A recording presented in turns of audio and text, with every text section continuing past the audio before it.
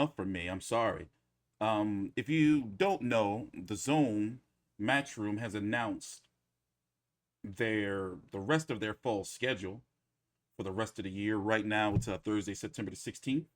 On October the 16th, Mikey Garcia is returning to take on a guy by the name of a Sandor Martin. Let me pull this dude up real quick for you, real quick. Not happy with this, but you know, I mean, what do we expect?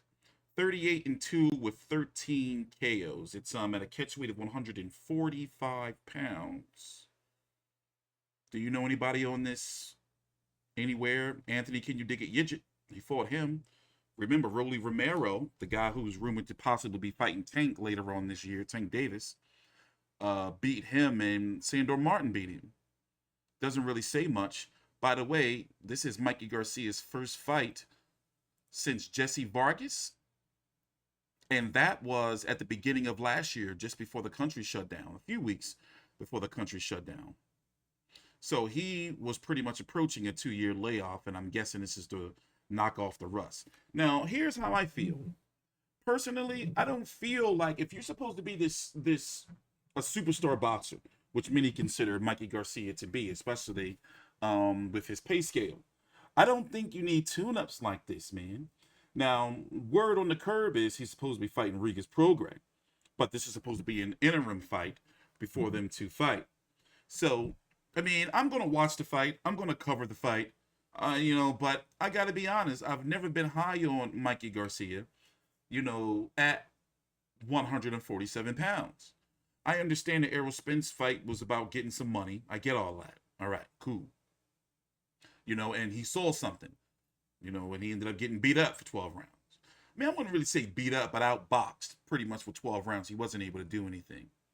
Resume, since pretty much he was free from Top Rank, he's had some significant fights.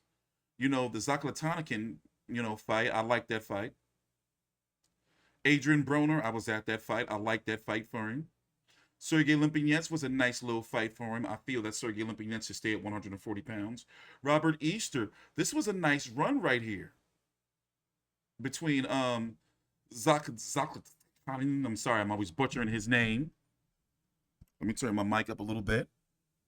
That was a nice little run right there between DAZN, Broner, Limpinets, Easter. And then he went on to fight Errol Spence and then Jessie Vargas. That was, the Jessie Vargas fight was nearly, a year layoff, but still, nonetheless, nice fight. Now, 147 pounds is pretty top heavy. And I'm going to go ahead and say right now that I'm not confident that Mikey Garcia can beat the top guys at 147 pounds. We already saw he can't beat Errol Spence. I think Sean Porter, my bad, would probably maul him. Well, let me fix that. I think Sean Porter would probably maul him. Jose Zito Lopez and him would be a great fight, but they're in the same camp. I would love that fight because I think Jose Zito Lopez would probably lay some hands on him.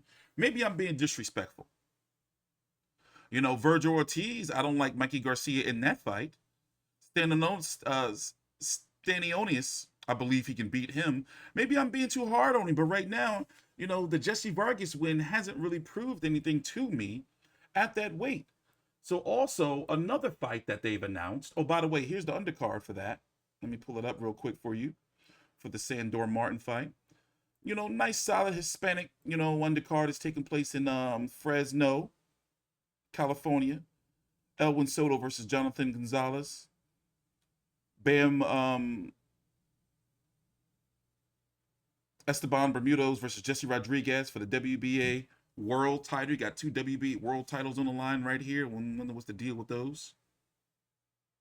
And then another fight that they've announced for the DAZN. Here, let me take a little bit of a jump cut. Now, you really can't say nothing too bad about this fight. Dillian Whyte's going to be taking on Otto Wallin. That is going to be on October the 30th on the DAZN in the O2 in London. Otto Wallin, 22-1 with 14 KOs. His last fight was against Dominic Brazil. Went 12 against him. Before that, Travis Kaufman. And then the fight with Tyson Fury, where he pretty much almost put an end to Fury versus Wilder 2 and 3. Very, very credible fight. You have to give Dillian Whyte a lot of respect and credit at 28-2 of 19 KOs, amassing one of the best, if not best, record of a heavyweight, arguably. To actually not hold a legitimate world title. He's the WBC interim champion, not the real WBC champion. I don't want to get into that whole bullshit, but I've been covering it for years. Last fight, Alexander Povetkin twice. He got starched in the first fight. Second fight, he got revenge, sent him into retirement. Rouge Watch, Oscar Rivas, Derek Chisora, Joseph Parker, we're going to be talking about next. Lucas Brown, Robert Helenius.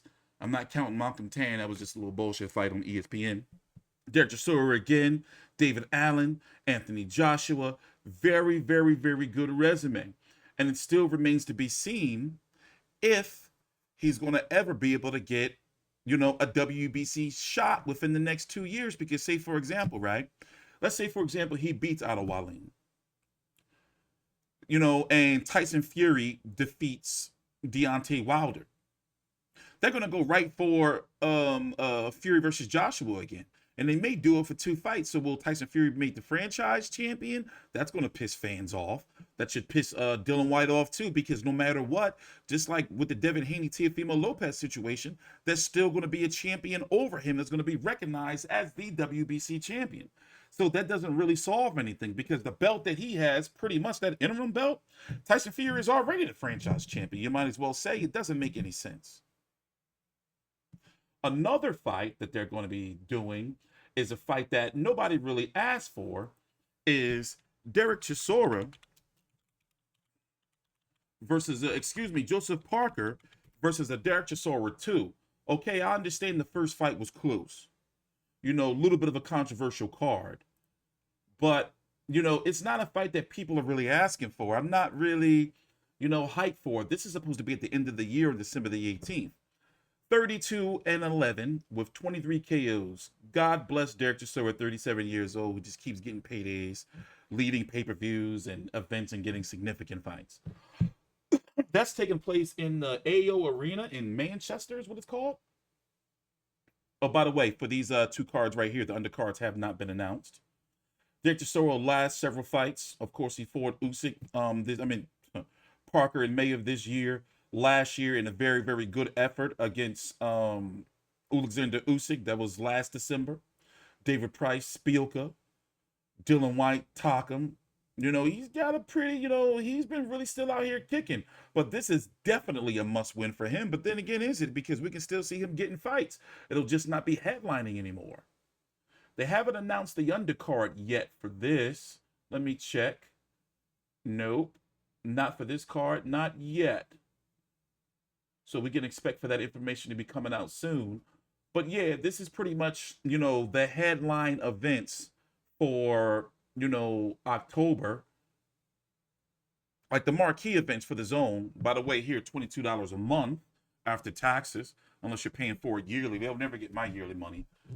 So Garcia versus Martin. That's supposed to be their marquee fight for October. Along with Whyte versus Wallin. December, Parker versus Chisora, and I'm guessing in November, hopefully, we get Estrada versus Chocolatito Gonzalez 3. But the zone ain't really doing it for me, man. And these 3 fights, the only one I'm interested in, if I was to rate all 3 of them, and they just released this press release, I'm gonna put the information down below in the description box. The only ones that are really interesting me, that have my interest, is Whyte versus Wallin. Mikey Garcia, what is that, a showcase fight? Aren't fans tired of seeing, okay, he's returning, let's watch him beat up on some guy? Derek Chisora versus, Parker. Parker versus Chisora too will likely end the same way, but, at least we know it's going to be competitive, I guess. I don't know. The zone's not really doing it for me. And what's next for Mikey Garcia? We talked about, potential Rigas Prograis fight. Who is he going to fight? Whyte versus Wallin. We don't know what's going to happen, if Dillian Whyte wins. But Otto Wallin can very well beat Dillian Whyte. Dillian Whyte, you never know with him, man. You never know with him. And then Chisora versus Parker, too. What's that winner going to do? We got guys like Filip Hrgovic, Michael Hunter. In fact, let me pull up the heavyweight rankings really quickly for you. And let's just look. The heavyweight division is deep and it's top heavy.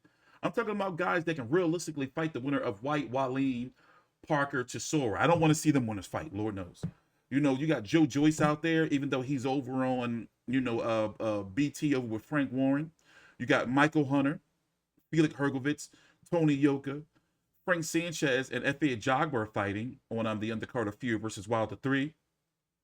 You got Charles Martin out there floating around. Idrit Kabiel, who beat Derek Chisora a few years back. My God, he's ranked. You even got David Hay out there kicking around, still trying to come back.